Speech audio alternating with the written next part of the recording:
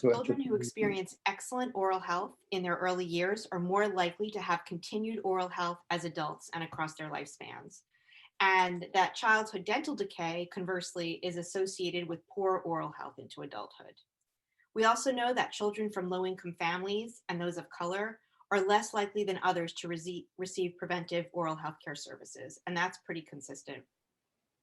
So some examples of work that our network members have done. In Kansas, oral health has been integrated into prenatal and infant care classes in 35 county health departments.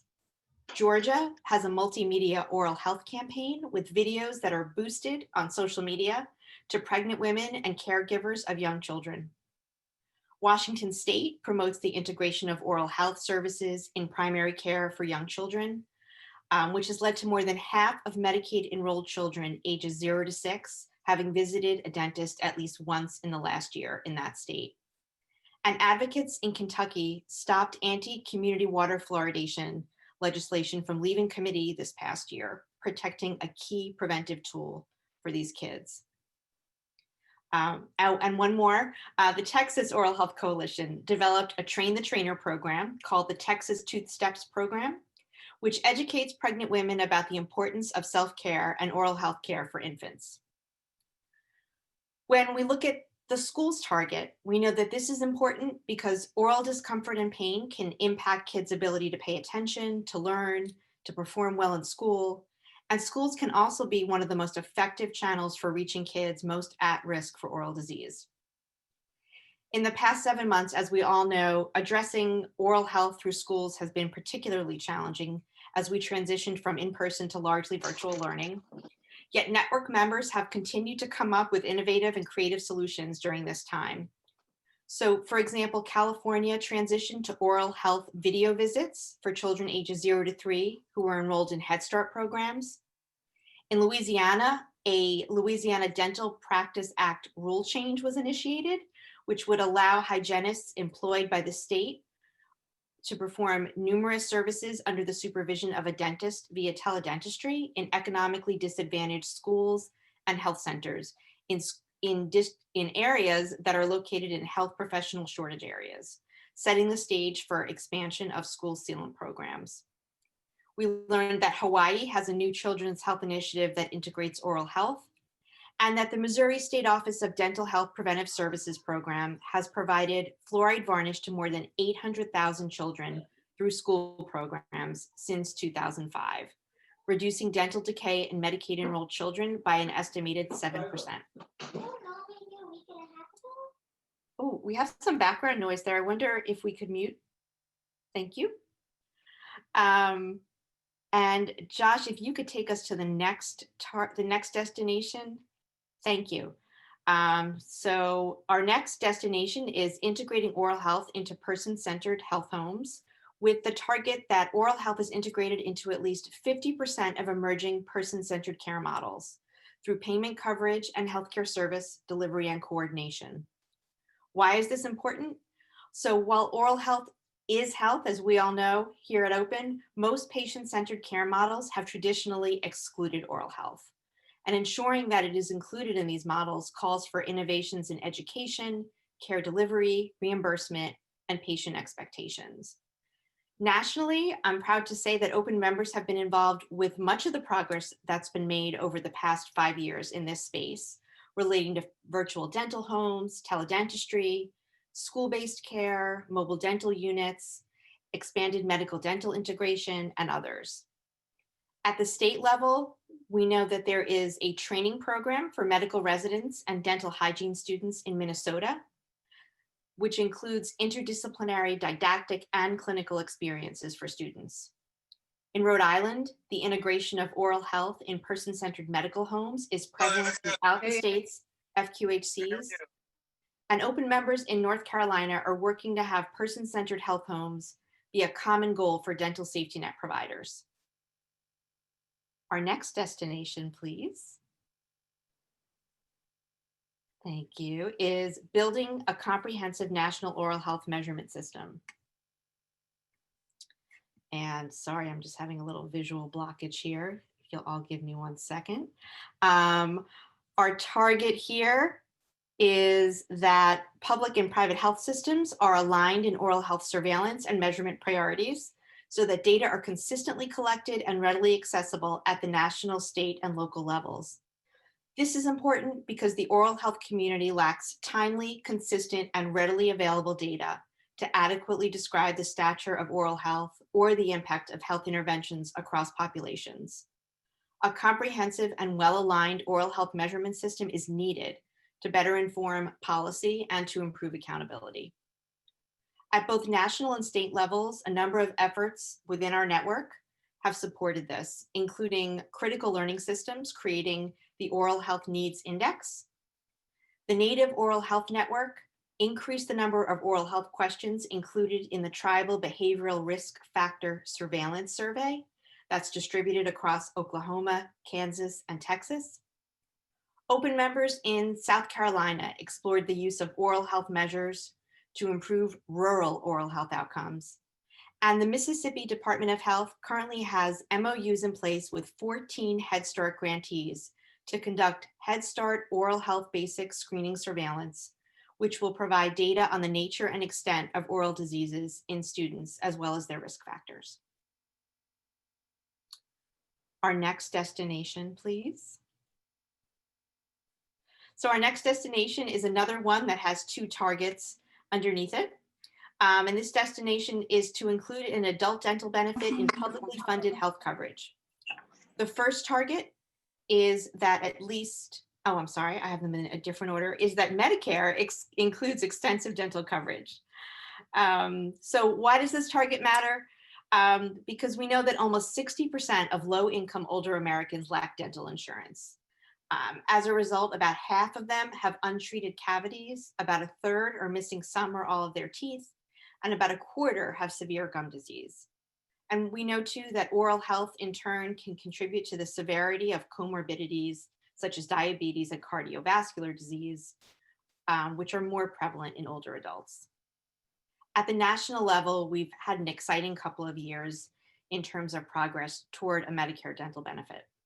For example, the Democratic National Platform mentions oral health in Medicare. There's been legislation surrounding oral health in Medicare, including H.R. 3, the Elijah E. Cummings Lower Drug Costs Now Act, which passed the House. This bill expanded Medicare coverage to include dentures and dental and oral health services, including basic and major treatments, and specified preventive and screening services. There's a strong coalition working on this benefit at the national level, and we've seen increased awareness of the power of aging Americans who advocate across the lifespan. And while this is a goal at the national level, we've also seen a lot of activity in our states. Advocates in Connecticut, Ohio, and Washington State, among many others, have joined open and worked with other stakeholders in their states to secure this benefit for all Americans served by Medicare. Our second target under this destination pertains to Medicaid, and that's that at least 30 states have an extensive Medicaid dental benefit. Why does this matter? While access to dental benefits through publicly funded health coverage is the most effective way to support equitable access to care, less than half of states provide an extensive Medicaid dental benefit to adults. This has implications not only for the oral health of low-income adults, whose rate of untreated dental caries is 2.5 times that of those with higher incomes, but also for their management of chronic illness, for birth outcomes, their ability to eat nutritious foods, and their employability. I'm happy to say that across the country, great progress has been made in this area. In 2014, only 12 states had an extensive Medicaid adult dental benefit, and that Stacey, somehow you just muted yourself. You just got muted, love, maybe by accident.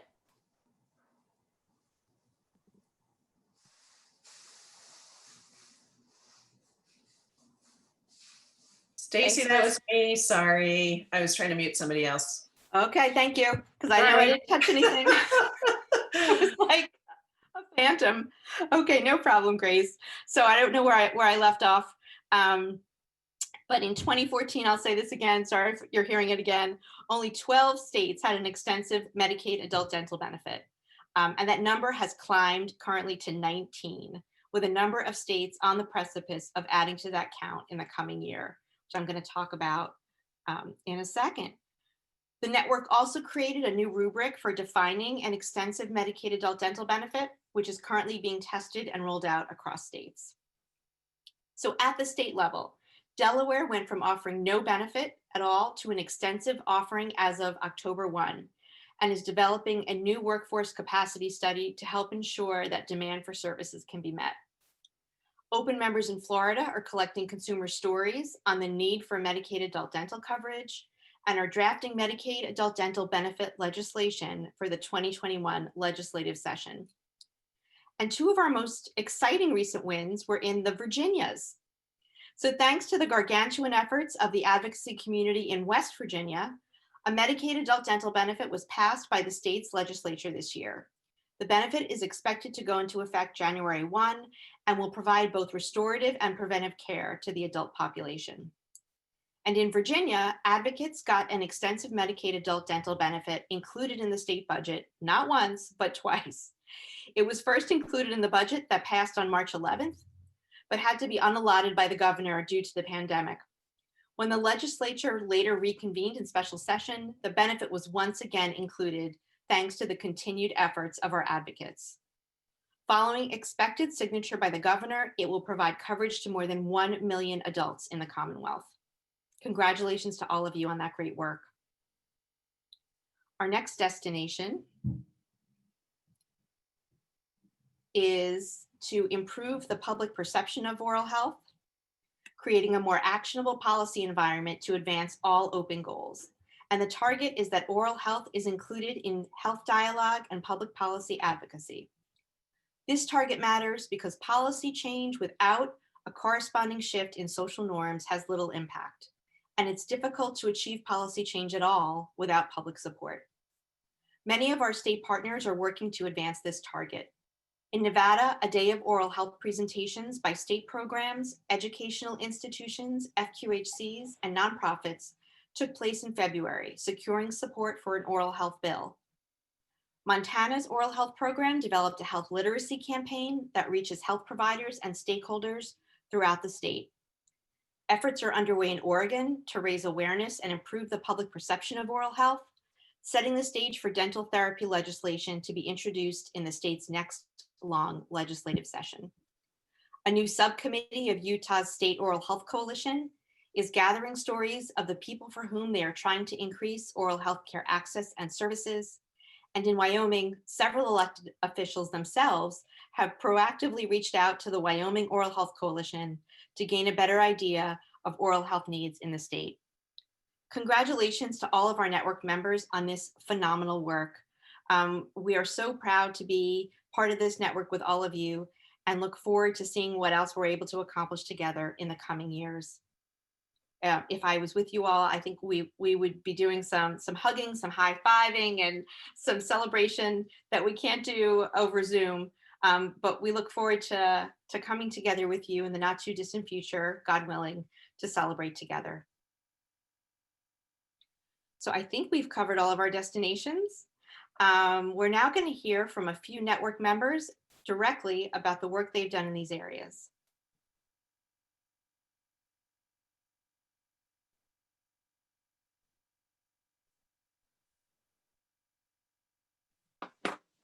Hello, everyone. I hope you're all doing well and hanging in there. My name is Katie Andrew, and I'm with Children Now, a policy and advocacy organization based here in California to address issues affecting the whole child.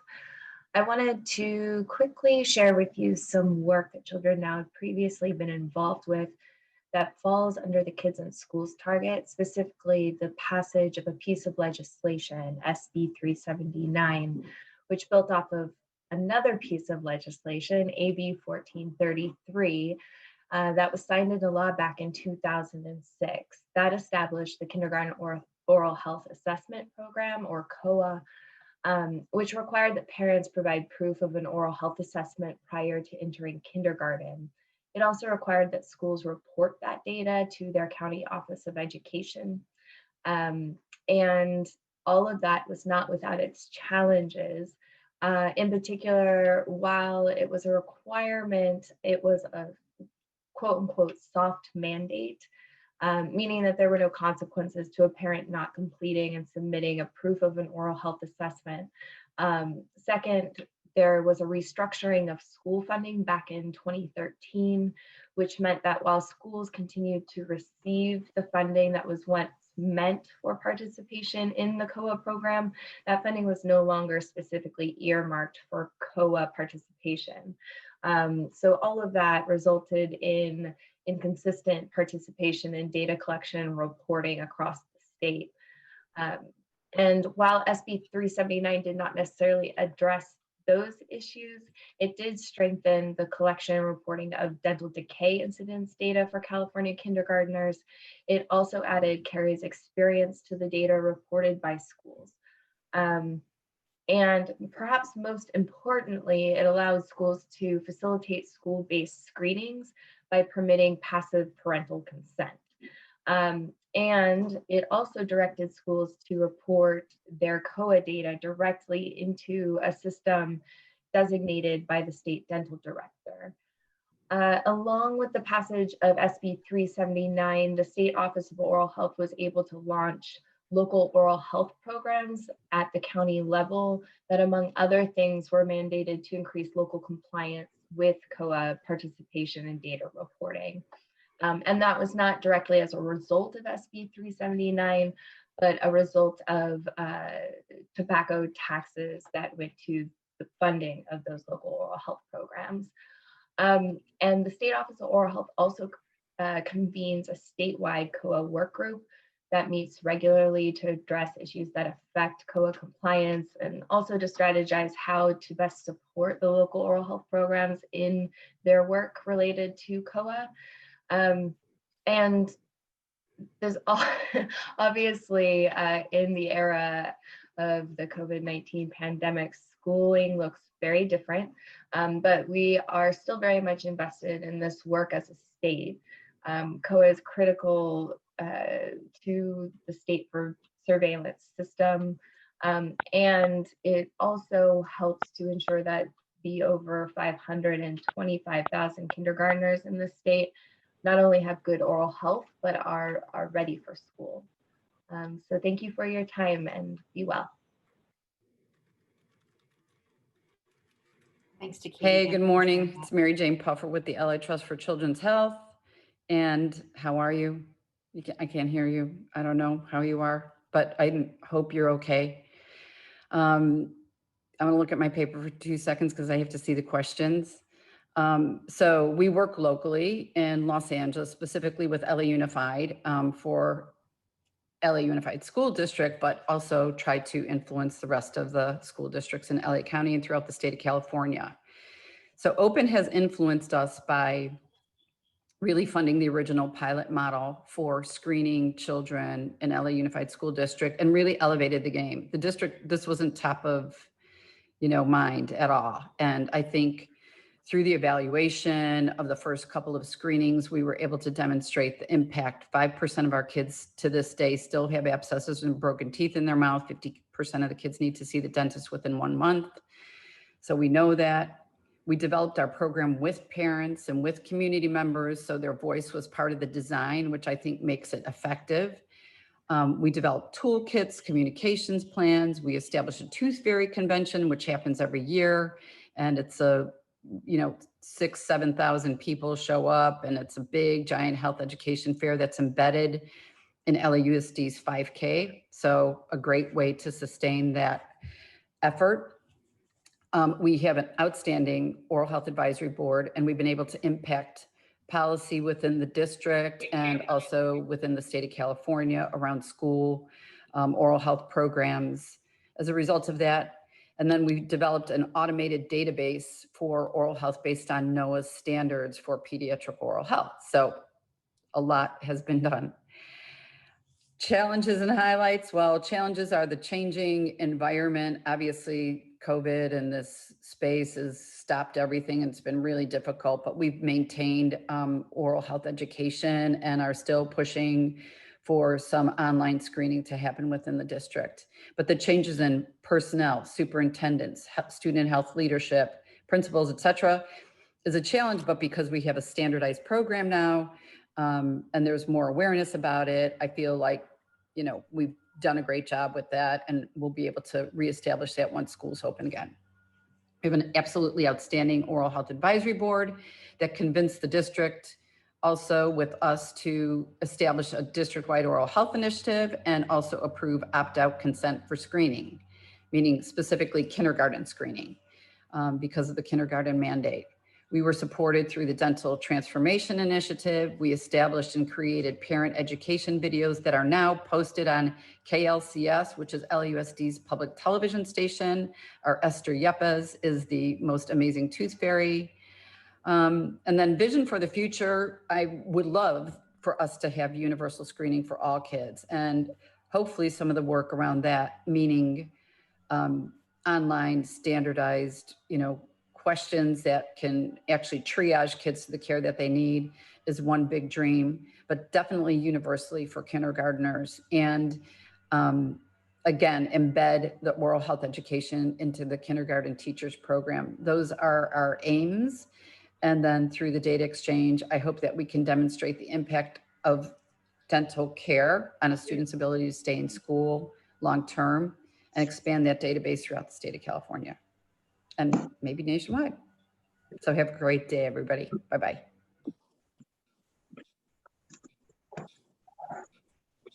Hello, it's John O'Malley from Positive Sum Health Informatics, working on data and measurement with our friends at the Association of State and Territorial Dental Directors, building the country's first comprehensive oral health data portal. What's great about a project like this is that we're gathering, analyzing, visualizing information from all sorts of geographic levels, like healthcare access points, cities, counties, states, even countries, looking at social determinants and health disparities across all sorts of measures, like healthcare utilization, oral health status, workforce pipeline, oral health attitudes, because we have lots of stakeholders and they need lots of information in order to be able to advocate for improving the system. And with a project scope this large, it's great having a network like Open to help us locate data, find out how to visualize it, how to make it most useful for people, because there's so much out there and there's so much to do. What's great about data science is that you can do it from home, even during a pandemic. So we've had a lot of success finding data sets that we need to bring our portal to life. We're all familiar with the National Oral Health Surveillance System and measures in there, data sets like the Behavior Risk Factor Surveillance System or PRAMS. But turns out there's also other data sets out there that maybe people haven't seen before and haven't been incorporated in this way. So an example might be, like who knew the National Association of State Directors of Developmental Disability Services has a data set, state level reporting of oral health services being received by adults with developmental disabilities. Who were happy to hear from us, connected, giving us data that we can add to our portal. So same thing happening over with CMS. CMS has lots of data that we're used to, but they're also letting us use the Insure Kids Now database to figure out where Medicaid participating providers are.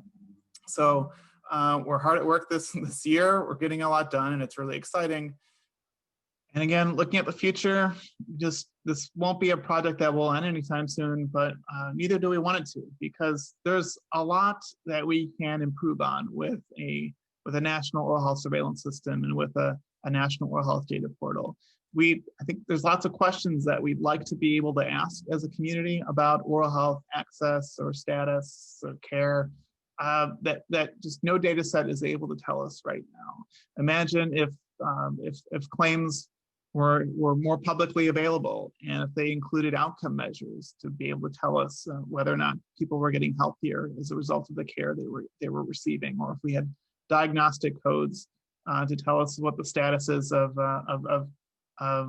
children by super granular levels by communities, because our survey data is never going to be able to tell us that information. So I'm just get really excited thinking about what the National Oral Health Surveillance System and what the resulting data portal could look like in the future as we all work on improving the quality of the data that goes into it. Hello, everyone. I'm Cherry Houston with Critical Learning Systems. I'm here to introduce you to the Oral Health Needs Index Project. Our destination and target area is data measurement. We work at the national level, building all kinds of relationships within Open, some of which are project partners, focus group facilitation and participation, thought leaders and case study partners, data collection and training meeting sites, webinar facilitation and evaluation, and many other partnerships that we found within the Open Network. The index is an interactive geographic visualization of demographic data, social determinants of health indicators, and community infrastructure such as public transit juxtaposed with dental provider locations. These can be a powerful tool for health professionals, policymakers, researchers, planners, or community organizations to understand the where of oral health needs and disparities. The highlights of the index are the variables, community maps, scoring and/or measurements, dashboards, and story maps. Factors important to each community story map are variables and data sets added by community organizations and community members. They tell their own stories. The maps in social determinants of health and elder access to dental providers allow interactive evaluation of where people aged 65 and older live in relation to dental providers and public transportation routes, and whether the census tracts they live in are potentially vulnerable areas based on the case study Social Determinants of Health Index. These data visualizations can be used to evaluate and prioritize elder access to dental providers in the case study area. The case study story map for the Elder Dental Program focuses on access to dental providers for populations aged 65 years and older in Bristol and Norfolk counties, Massachusetts. Built on Esri's ArcGIS story map platform, the case study story map uses map layers from the data mapping dashboard to present population data, social determinants of health indicators, dental provider locations, and public transportation routes in an interactive digital narrative. Additional story components could be added to the Elder Dental Program case study story map from the data mapping dashboard, such as the locations of long-term care facilities. The case study area Social Determinants of Health Index uses both nationally available data from the U.S. Census and locally available data. The method for calculating the Social Determinants of Health Index included calculating z-scores for each indicator by census tract to standardized values, finding the correlation between income and other indicators in the set, assigning a sign, plus or minus, to each indicator based on correlation to income, adding the z-scores for each census tract to represent a comparative value of social determinants of health distress or vulnerability. Some of the challenges consist of obtaining funds to procure relevant data sets, i.e. dentist locations by specialty, and integrating those into tools and models for organizations, and support community-based organizations to collect data, report accurately, and learn to input into dashboards and story maps. Our partners from the Fullerton Laboratory for Spatial Technology at Middle Tennessee State University developed the online data dashboards, the mapping dashboard, the story map, and other technical aspects of the index. But this could not have happened without the input of our open partners and their community partners, and partners who corrected data and who nuanced data to fit their own communities. So in that regard, we look forward to the continued relationship within Open and encourage the participation of others outside of Open.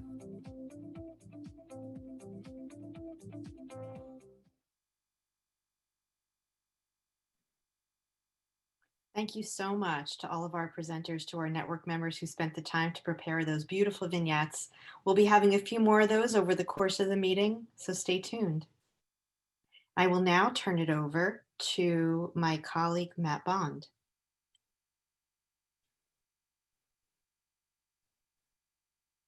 Thanks, Stacy. So before we dive into this next section of the presentation, if you can go to Pathable and go to this session in Pathable and click on the Files tab. Hopefully you're learning how to do this by now.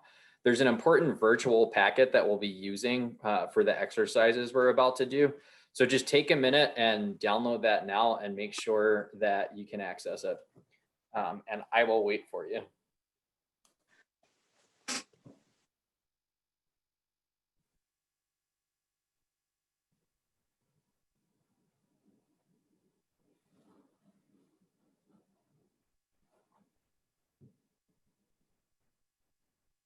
This declaration slide applies to me.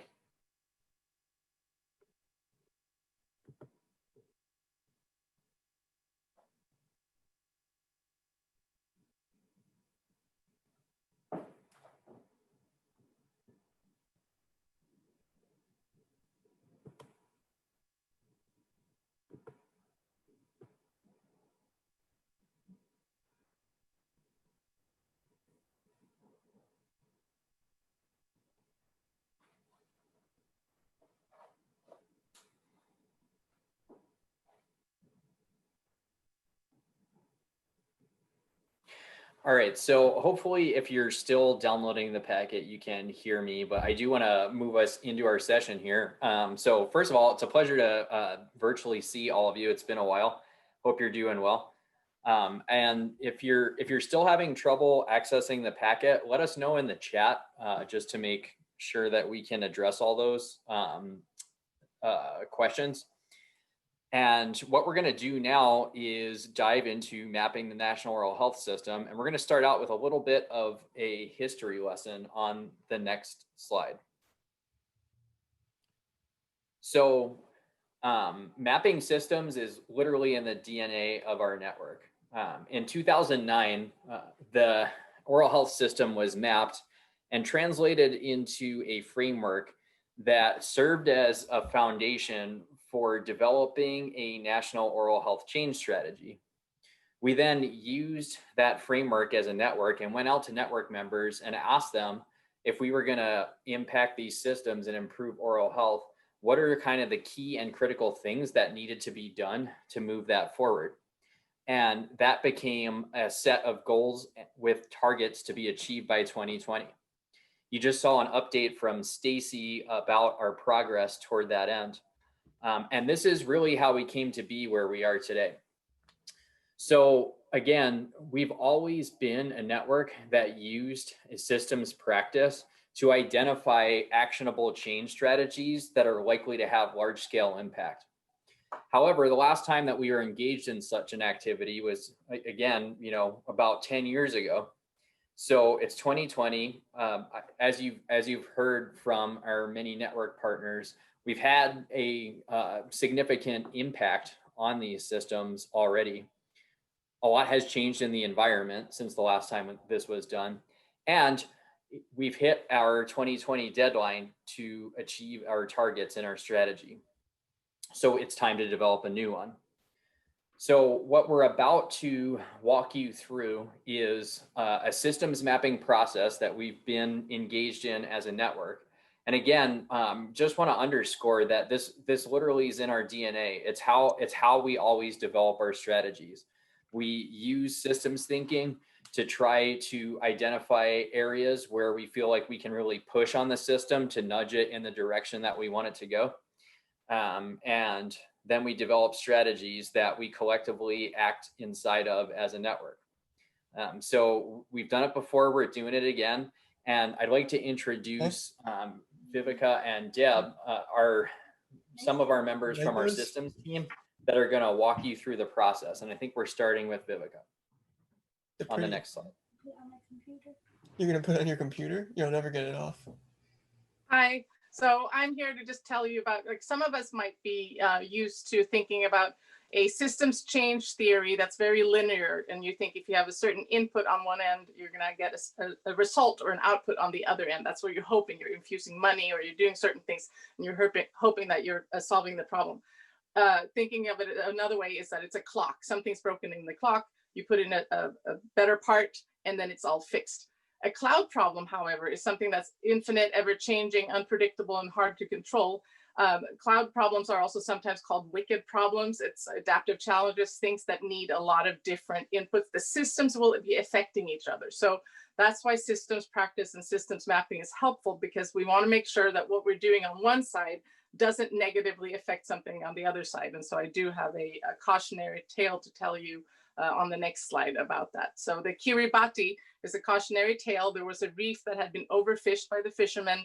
And so a foreign aid agency thought, well, if we infuse a lot of money and train the citizens to instead farm coconuts, then they're not going to be fishing, they are going to make more money, and there's going to be more fish in the reef. Well, instead, fishing actually went up, and a lot more fish disappeared. And so what had happened is that, in fact, when the citizens had more money, they used the money to buy even better fishing equipment, and they had more time on their hands. So they also fished more often. So better equipment and more time. So they actually, the unintended consequence was that the exact thing that the aid agency had done just made the problem worse. And so that's why we today want to teach you about systems thinking. Over to you, Deb. Hi, everyone, and thank you, Viveka and Matt. This process was fairly new to me, the mapping, and I think that's one of the wonderful things about open is the opportunity to learn new skills and ways to apply them. So even though I was only able to participate in a little bit of this, it really helped me get excited about how the work that is being done is going to take what we've done before and launch it even further. And here, this slide just tells you a few of the things that are going to happen along the way. If you could go to the next slide, please. The processes that occurred as part of these meetings that are shown here are in the pre-read. So just know that this was a process, a series of things that included establishing a guiding and provisional star or goals, then digging deeper into that and putting it back out to the network to provide more feedback. And then late in September, looking at what are the opportunities, what are the leverage points where we can really begin to do even better work. And here we are today at the national meeting where you're going to have an opportunity to dig in too. So next slide, please. As we look ahead, I want to share with you out of those meetings what the guiding star and provisional near star that we came up with are. Our guiding star is an equitable, affordable, and accessible oral health system that produces quality outcomes across the lifespan. Our provisional near star is a healthcare system that delivers collaborative, cross-sectional care, is data-driven, demonstrates cost savings and value to all stakeholders, and ultimately improves quality of life for everyone. Next slide, please.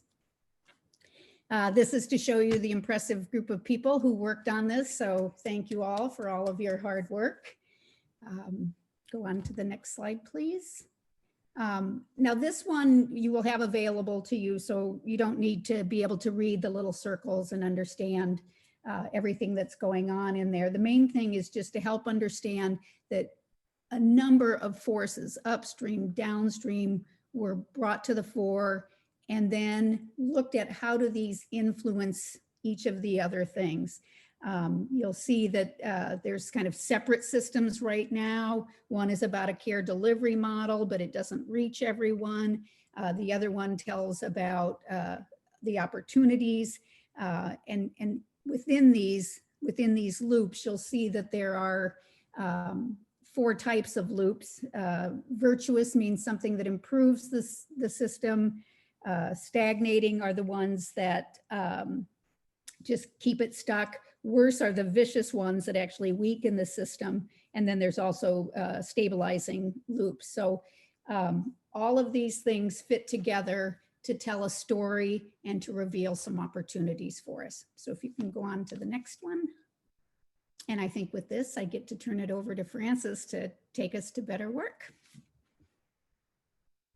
Hi, everybody. So all of that to say, this was a very rigorous process that a team of open members went through. We had some intensive workshops, a couple of which lasted for 4 hours, but Everyone hung in there with us, and this helped prepare for this very moment, where we have found leverage in the oral health system that we believe we can make the best impact with. So we found a few promising ways to potentially shift the system to a healthier state.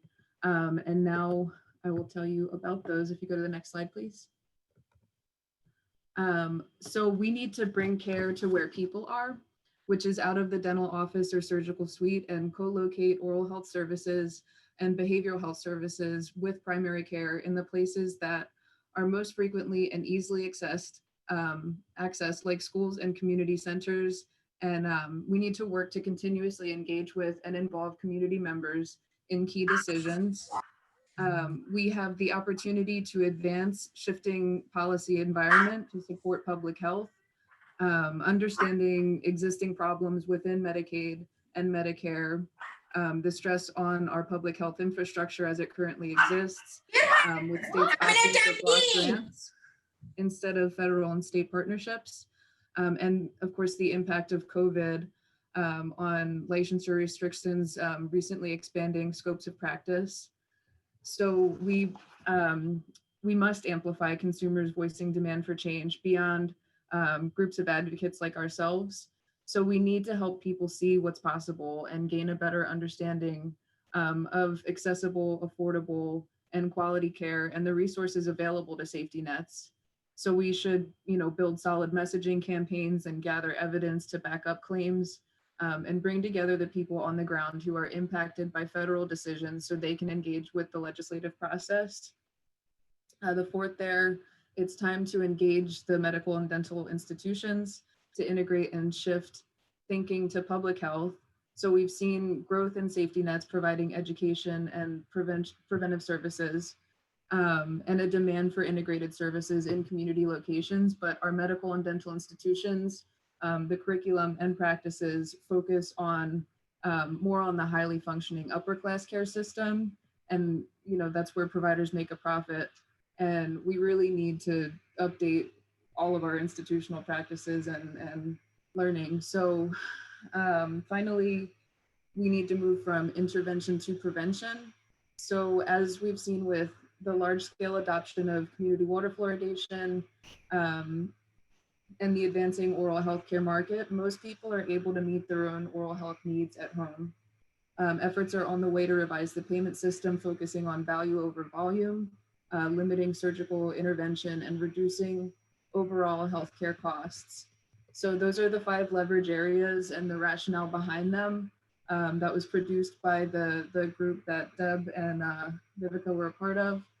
And also, if you guys were looking for more information on any of those leverage areas, we have that in the pre-reads, and it was also in an email sent out yesterday. So we encourage you, if you have not read it already, to take a look at that. But for our purposes now, if you want to move to the next slide, please.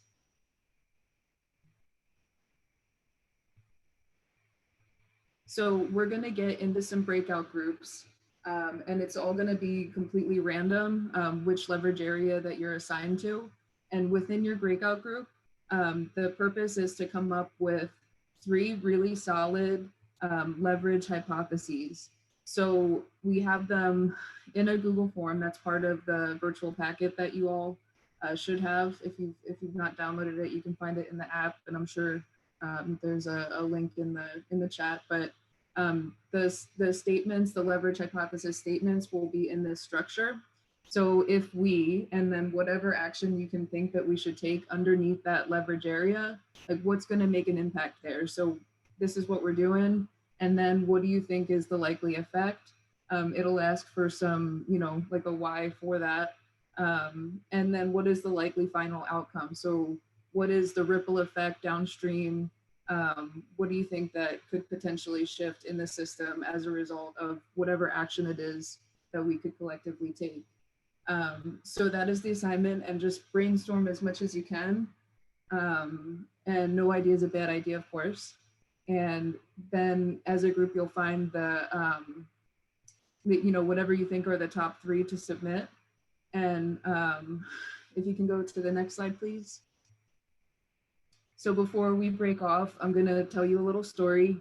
about the wisdom of the crowd. So this was something that's in this book right here, Wisdom of Crowds, which is a great read, I'm sure. And this took place back in 1906, but there was this guy who was pretty obsessed with breeding and trying to breed in all of the best qualities. And he was obsessed with measuring all of the best qualities. And one of those was decision-making. And he believed that people should be governed by the few who have all of the expertise and all of the knowledge to know what they're talking about. And so he was at a county fair and there was a cow being weighed and everybody had to submit what they thought the cow weighed. And that included, you know, butchers who were more expert, there were farmers, there were people that had nothing to do with animals and never were around them. But so there were about 1,000 people that weighed in on the weight of this cow. And so he took that data and he analyzed it. And he found that through the wisdom of the crowd, the average answer was it was within 1 pound of what the actual cow was. And it just demonstrates that thinking, you know, you have to be expert to understand something or know, you know, everything about it to know what it's about. This guy was able to show that the wisdom of the crowd really does prevail. So, you know, just trust your gut instincts and trust one another, and we'll come up with something great, I'm sure. So if you want to move to the next slide, please. Okay, so these breakout groups, you'll be randomly assigned once again, and into a group of 6. So when you get there, you will identify a facilitator, a timekeeper, and a note taker. And so the note takers, you should definitely have that virtual packet downloaded and pull up your screen, like you'll be able to share your screen. So pull that up and anywhere that you're going to take notes on, and just take as many brainstorm notes as you can. There's an agenda included in the virtual packet, so it's, you know, it has like time for each of them, but I believe we have 40 minutes for this if I'm not too far over time. And so just generate as many ideas as you can within that sentence structure, and then the recorder will drop that into the Google form after you guys finish up. So hopefully, are there any questions? So Francis, you do have time for questions, so I'll invite folks, if you need any clarification, to put your question on in the chat. You can also unmute yourself. And just a reminder, we've added the link directly to the virtual packet in the chat once again, so you have access to that. And Valerie has been gracious enough to also put the direct link to the G form. Any questions or clarifications needed?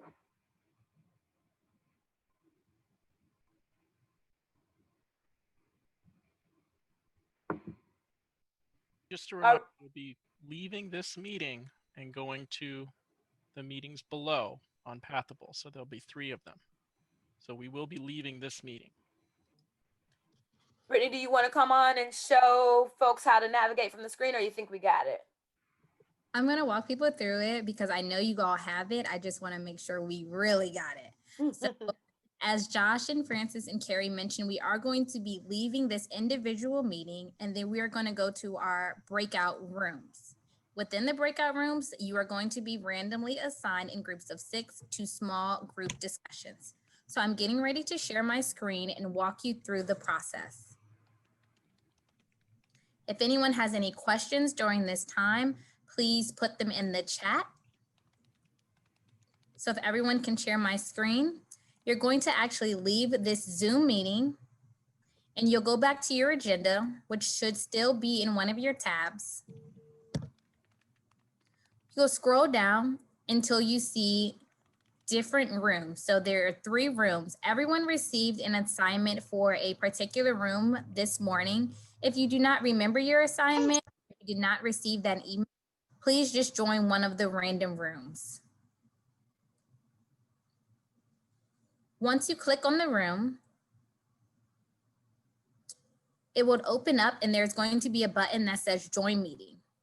For some people who did not add this to their individual schedule, you will need to reserve your spot in your room. For everyone else, I have pre-added this to your schedule, so please don't remove it. But if you did remove it, then you need to reserve your room. What I mean by that is there will be a little button that says reserve room, but I've really tried to add it to everyone's schedule just to make sure, and I disabled the function to remove it, so we all should be set. So I see people are trickling out now. That is good. Very excited. So again, you want to exit out of this Zoom room, attach the agenda, scroll down to the bottom of the page, and join your pre-assigned room. Everyone should have received information this morning for a room assignment. If you did not receive information for a room assignment, or you do not remember your room assignment, please join one of the rooms below. Once you Brittany, are I just want to jump in. Folks are asking, who did the email come from? And so just want to clarify that that was a reminder email. The name would be Brittany Bunn, and that would have been probably right around noon or so today. You're right, Carrie. So I actually included your name. So just to make sure. So you'll see Carrie's name, my email address, but Carrie's name is there. So that email came this morning around noon Eastern. I'm sorry, about 11:30, between 11:30 and noon Eastern. And again, if you did not receive the email, it may have went to your spam. Please join one of the room assignments. Once you open the room, there will be a button that says join meeting. Please click on that button. It's going to take you to another Zoom meeting, what we're in now. From there, you're going to be randomly assigned into groups in parties of 6. So I see people still trickling out. So I'm going to walk through it one more time. And again, for anyone who did not receive an email, check your spam, or if you still don't have it in your spam, then please just randomly join one of the rooms noted below. Brittany, I received an email, but I didn't receive an assignment. Your room assignment, it's in the email. So if you didn't see it, then you can just join room 3. But it should, all of the room assignments are in the body of the email. If you didn't receive it, then you'll just be able to join one of the rooms, whatever you prefer. No, So you're right. I'm sorry. I'm sorry. I see it. Sorry. I see. I'm sorry. I see it. Oh. No, take your it's perfectly fine. If you didn't receive it earlier, it is in the body of the email. It's right under where it says agenda. It notes your room assignment. And if you did not receive that, or if you are having trouble locating, then please join one of the rooms below. And again, you want to go back to the Pathable app, scroll down until you see one of the rooms, open up the individual session, and click on the join meeting button. Also, we do want to note that the sponsor of this event has not participated in any planning, developing, implementing, or evaluating the educational activity. Sponsors have freely provided financial support without restrictions or constraints. So you will see that these breakout rooms are sponsored by Critical Learning System. We are so grateful for their sponsorship, but they do not have any ties to the individual content.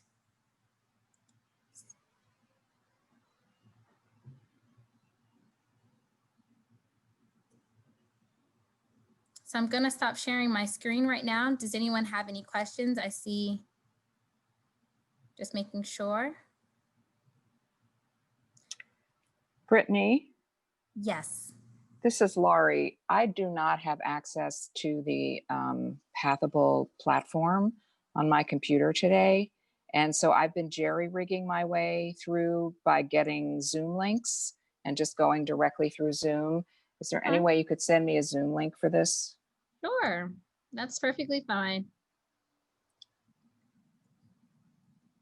We'll get you a link to one of the breakout rooms. Thank you. Are you going to send it in my email?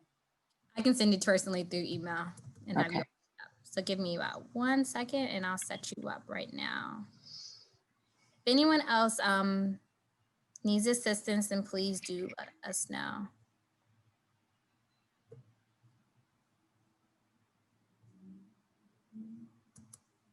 And I see people are still trickling out.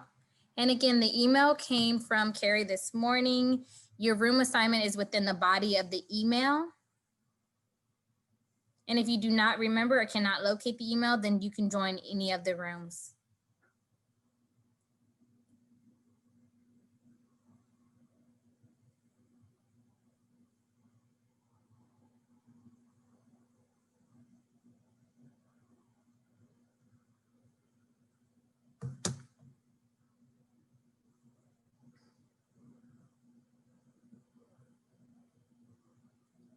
Okay, so we're going to be exiting out of this momentarily.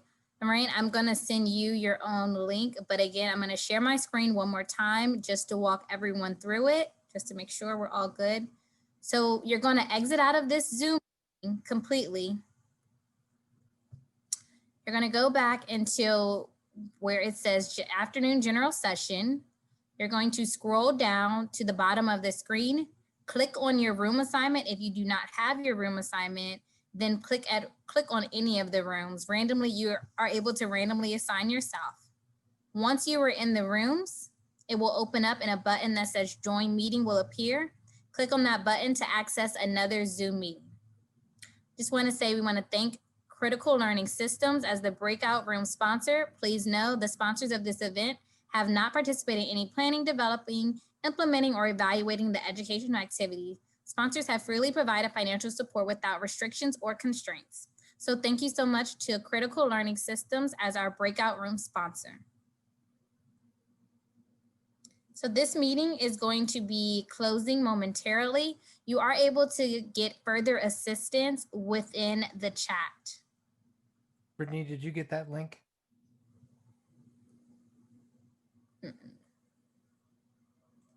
Nope. Let me put it in the chat to you so you can pass it. Thank you so much. There you go. Awesome. Thank you. And again, this is going to be closing in 1 minute. So we do encourage you, if you are by your computer, to head to your breakout room.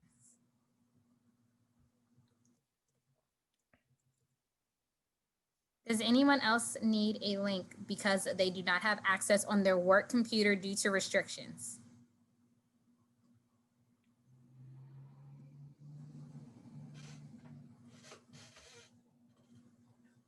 Okay, one final call. Does anyone who needs a link to the breakout room if they do not have access to the system due to restrictions on their work computers? Okay, hearing none, we are going to close out this meeting and we will see you all in your breakout rooms. Thank you so much for joining. Talk to you all soon. All right, I'm going to go ahead and end the meeting. Are we muted? 'Cause